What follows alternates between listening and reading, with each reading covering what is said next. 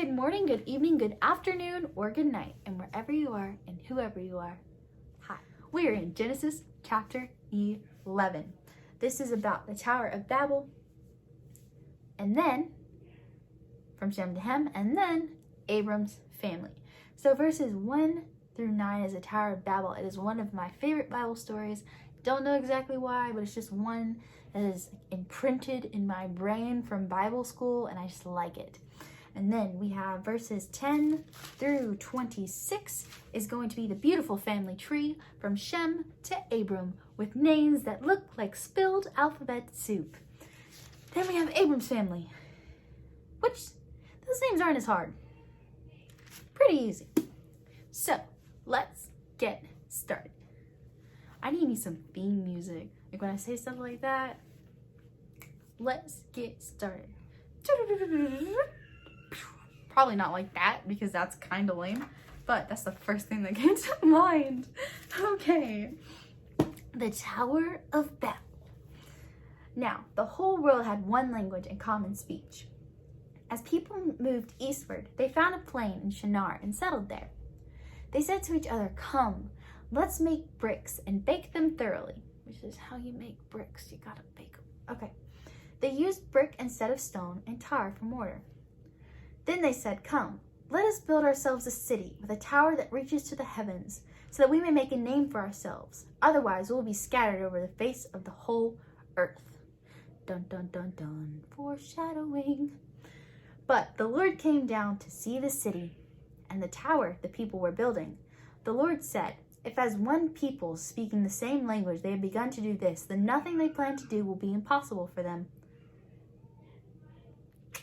So, let us go down and confuse their language. So the Lord then scattered them all over the earth, and they stopped building the city entirely.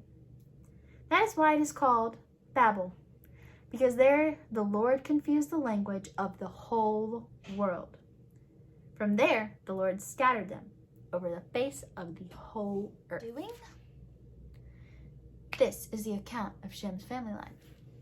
It's verses 10 through 26. 2 years after the flood, when Shem was 100 years old, he became the father of Arphaxad. And he became the father of Arphaxad. Shem lived 500 years, and he had other sons and daughters. When Arphaxad lived 35 years, he became the father of Shelah. After he became the father of Shelah, Arphaxad lived 403 years, and had other sons and daughters. When Shelah had lived to be 30 years, he became the father of Eber. And after he became the father of Eber, Shelah lived 403 years, and had other sons and daughters. When Eber had lived 34 years, he became the father of Peleg. After he became father of Peleg, Eber lived 430 years, and he had other sons and daughters. When Peleg had lived 30 years, he became the father of Reu. After he became the father of Reu, Peleg lived 209 years, and had other sons and daughters. When Reu lived 32 years, he became the father of Serug.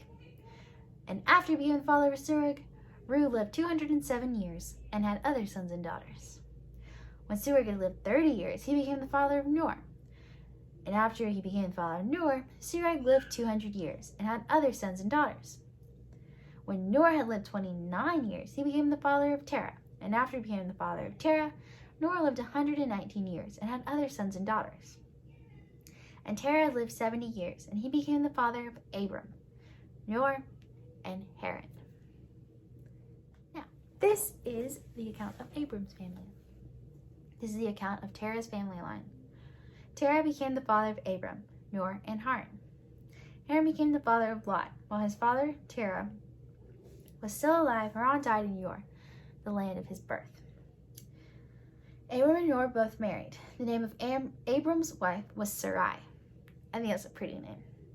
And the name of Nor's wife was Milcah.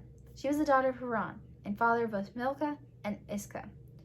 Now Sarai was childless because she was not able to conceive. This is something to remember when we come to later chapters about Abram's life. Now, Terah took his son Abram, his grandson Lot of Haran, and his daughter-in-law Sarai, the wife of his son Abram, and together they set out for Ur, and to go to Canaan. When they came to Haran, they settled there. Terah lived 205 years, and he died in Haran. Okay. That is Genesis chapter 11.